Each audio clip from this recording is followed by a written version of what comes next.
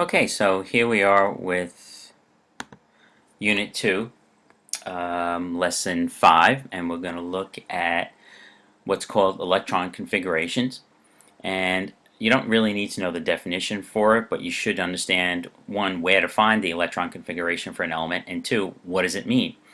And you're going to need your periodic tables for this. So if you look at your periodic table and you look at carbon, the number that you're going to be looking for is the number that's directly underneath the atomic number. In this case for carbon it's 2-4. A couple of things that you should notice. Notice that if you add up 2 and 4 it comes out to 6. So the electron configuration and the atomic number should be the same when it's a neutral atom because the protons and the electrons in a neutral atom are equal. Now you're going to notice also these numbers here, what are called oxidation states. We will ignore those right for now, but we will talk about those later on. So for now just ignore those numbers. And what this tells us is, and if you remember back to the Bohr model of the atom, the electrons move around the nucleus in specific orbits or energy levels. So what the configuration is telling you is that the carbon atom, or every carbon atom, has 2 electrons in the first energy level and 4 in the second. So for example, and one of the things that we're going to look at on the next page of the notes is how do we draw Bohr models. A couple of other things to remind you about is that if you look at this electron configuration, this number is extremely important. These electrons are extremely important. They are called valence electrons. And valence electrons are electrons that are found in the outermost energy level, furthest away from the nucleus. That is definitely a term that you should know the definition for. Valence electrons are electrons that are found in the outermost energy levels, or the electrons that are found in the last energy level. And the reason why these are so important is because the valence electrons really determine the properties, the chemical properties, and how these elements react with each other. So we will talk more about these later on, but valence electrons are extremely important. So let's look at what we have next, and which is probably just a table. Okay, so they want you to just practice a little bit. So have your periodic tables out. A couple of things you should remember. Magnesium, its configuration is 282, so it has 2 valence electrons. Now, this goes back, this is, I believe, lesson 3. Notice that there's a +2 here. That means that magnesium is an ion. That means that the electrons and the protons are no longer equal. You have to understand that what that means is that when you see this, that means that you have to subtract 2 electrons from the original. So magnesium is 282, but when you have this ion, you get rid of those 2 electrons because they have been lost. I know it, again, if you look back at lesson 3, if you don't remember, go back and look at it.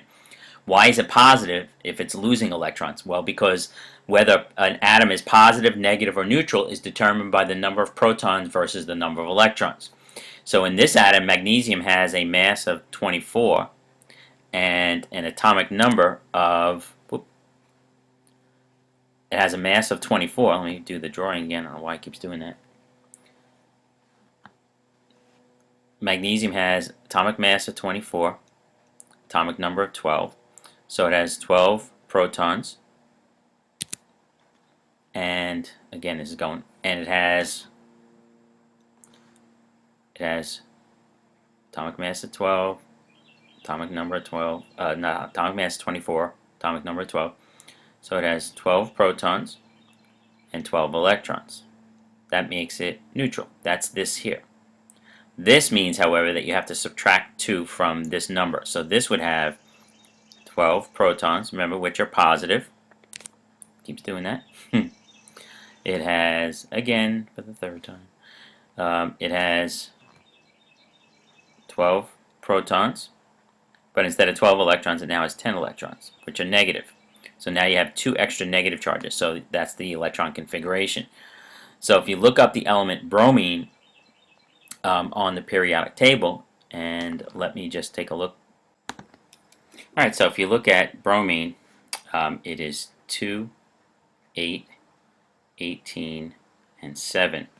Now if you go back to bromine, notice that it becomes an ion with a -1. that means that normally you would think that that would mean losing one because it's negative, but it means it actually gains an electron. So the configuration for the bromine ion would be exactly the same as the atom, but you'd have to add an electron. So that would be the electron configuration for a bromine ion. And I'm going to skip the rest of these, and we're going to go back and look at again the valence electrons. So here's what we talked about before, how important valence electrons are. Valence electrons are the electrons found in the outermost shell or orbital, and that's the same as the last number in the electron configuration.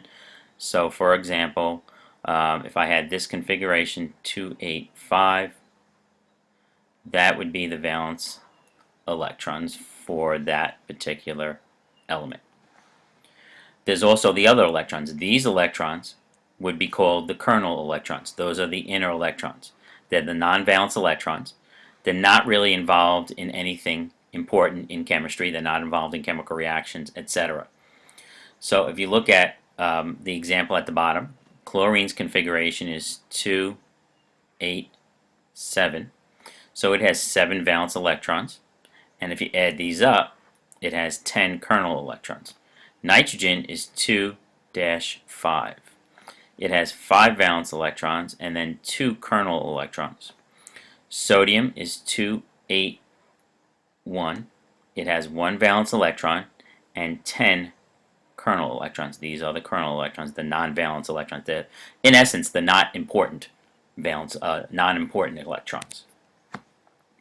So let's go back down. Next, let's look at a couple of other things, and then we're going to get into eventually, I guess, Bohr models. So if you look at this, energy levels are the levels where the electrons are found. Now, in the more advanced electron configurations, we also break them down into what we call sublevels and then orbitals. Now, they no longer ask about that on the Regents exam, so I'm not going to worry about that. They also don't ask about this. That 2n squared tells you how many electrons can fit in an energy level in the Bohr model, where n is the energy level number. So we plug 2 in here, plug 1 in there, plug 1 squared. So 1 squared is 1 times 2. So the first energy level can only hold 2 electrons. Then if you do the second energy level, right, where n is 2, you put a 2 in here. And then you square it. 2 squared is 4. 4 times 2 is 8. Now you have the third energy level where n is 3. And you square it. So square it. 3 squared is 9. Let me put a 2 here. I don't know why I'm doing that. 3 squared is 9 times 2 is 18. And the fourth energy level is you put a 4 in here. Square it. 4 squared is 16 times 2 is 32 electrons. And there's giving you an example right there. So let's go through these examples very quickly, and we'll call it a day for this right here. The correct electron configuration